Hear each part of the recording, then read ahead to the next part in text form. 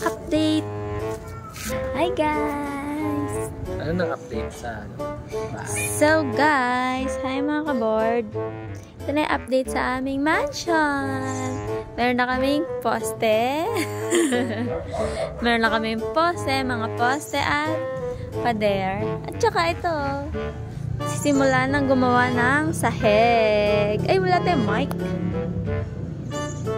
So, ano masasabi mo? Satisfied ka ba? Ang ganda ng ano namin. Tignan nyo. Ang kinis, oh. Ng mga poste namin. Tapos, nilagyan ng patsi-patsi yan. Kasi may gagawin pa dyan para mas lalong tumibay. Naano talaga ako. Naganda talaga ako sa poste. Kasi yung mga karaniwang poste nakikita ko ganito. Alam, hindi naman masyadong ganito. Usually, medyo ganyan. Ayan na. Parang ganyan siya. Parang iba siya sa poste ng bahay namin. So, I like it. Do you like it? Do you love it? So, Ano ayun kaya nga. ang maswerteng magiging kapitbahay namin? Ay, meron kami, ay, tignan nyo guys. Meron kami ditong mga saging. Tadadadada. Kita nyo ba yan? Yung saging. Saging. Hindi pa siya. Yan o. Meron na din kaming septic tank. Doon naman. Kabila. Punta natin yung septic tank. Ano naman, problema talaga ako kasi ano, ito yung kita nyo yan. Yan lang o. Ito lang. Ito. Hanggang dito. Ganun. Hanggang sa orange na to. Diyan lang yung CR namin. Tapos, paano mo pagkakasyahin dyan? Yung bowl, yung shower, yung lavatory. Diba ang hirap?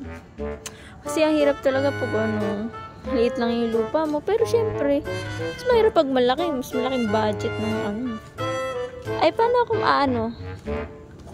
Kailangan ko ng ano. Tumapa ka ba dito? Thanks sa aking driver. Kasi ano, kailangan ko lagi nagtulong. Kasi baka madulas ako. Siya guys, yung aming lavatory. Laboratory? Ay, lavatory. Ano ba to?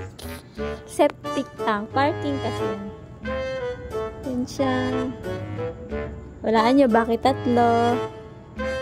Ito yung aming ano to, parkingan. So, yun ang aking kitchen. Ayun. Kitchen, and then setback, more setback, more fun, more penalty. So, ayun na siya. Hindi sa amin yun. Wala. Ayan. Update.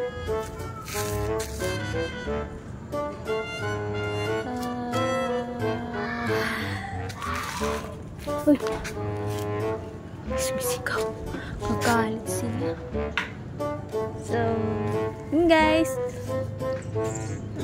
Malapit na matapos ang aming mansion. Update na lang kami ulit next time. Pag nakabalik ulit kami dito, kung ano ng improvements sa aming construction site.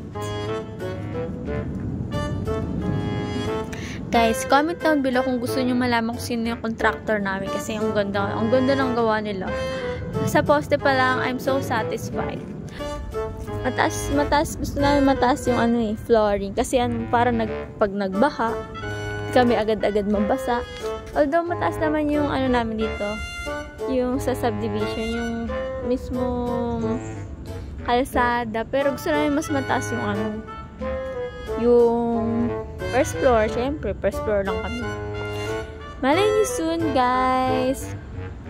Magkaroon na tayo ng second floor. Say hi. Thumbnail.